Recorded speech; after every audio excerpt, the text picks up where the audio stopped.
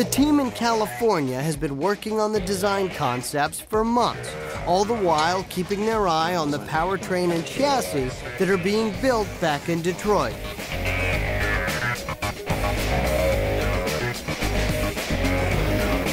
Today is a big day here as Richard and his team prepare for the arrival of Carroll Shelby.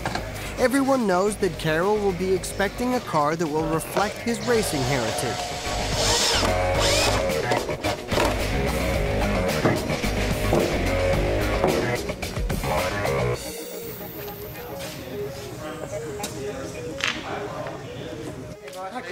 As soon as the gathering occurs, Carroll is told the important stats.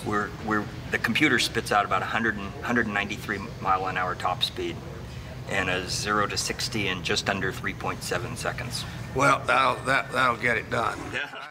A lot of the competitors, are looking at paddle shifters, for example, which come right out of those racing. What do you think about it? What do you guys think about it? The more I... Not for this car. Not for this car. The more I read about it, the more I do it. Everybody's... You know why?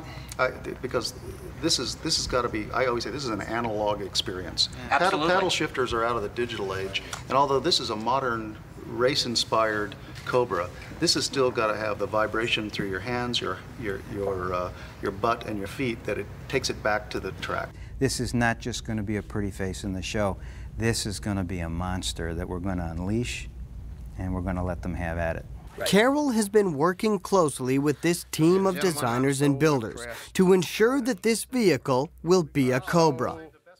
These are actually a sliding plate. Yeah, sliding plate, So it's current technology. It's a very low-profile unit, which was important to us. You can actually see the trumpets through the front hood scoop. You drop the hood.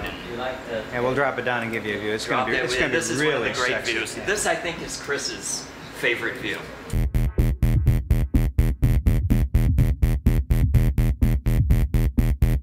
Here's the big moment. If it doesn't get this guy's nod of approval, they'll all be in deep trouble. Oh, I'm really happy. Golly. And now that he's happy, everyone's happy. It's special to do something special for him, and it's special for me and for the team to be involved with something that he thinks is great, and we certainly think it's great because it's the best of what we know how to do. It's what we're all about. It's what our passion is about. We're putting our hearts out on display with this vehicle, and it's a tribute to Carroll, he's running on his third heart right now, so we love him. After a few tweaks to the big picture, Shelby left the team to the smaller details in the design. Details that can make or break a car. My only frustration is within about 200 millimeters on the front of the car right now.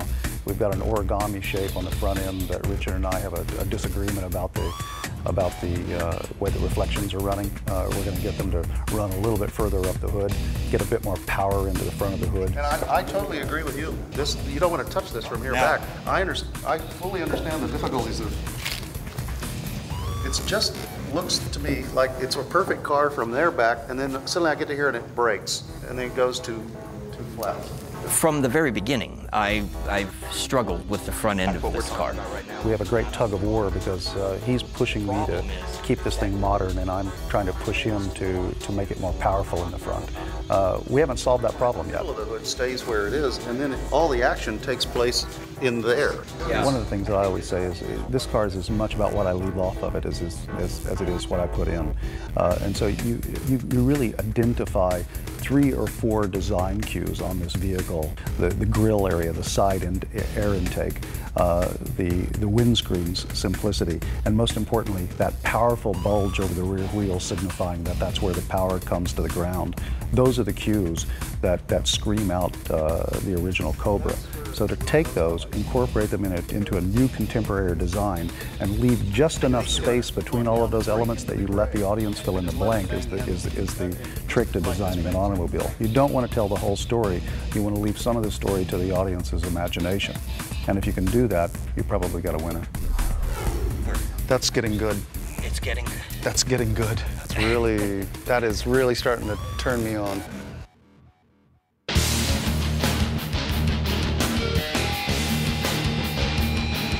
A few brief months on the calendar and it looks like they're getting to something of a final stage. But look again.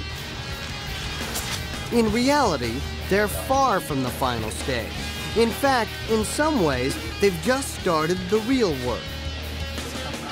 Not only are there a ton of design decisions to be made, they now have to actually think about building the car. The next main hurdle that I have is taking the concept clay model, fabricating the actual body panels where it makes the transition from design concept to reality. With all this fine-tuning in the design shop, there's still a whole other phase going on in Detroit, the powertrain development. And even though everyone looks pretty relaxed at the moment, pretty soon, when these two worlds meet, sparks are really gonna start to fly. Ford's new Cobra, codename Daisy. With only 2 months left before its debut, the new sports car is quickly coming together. As the California design team continues to perfect the lines of the car,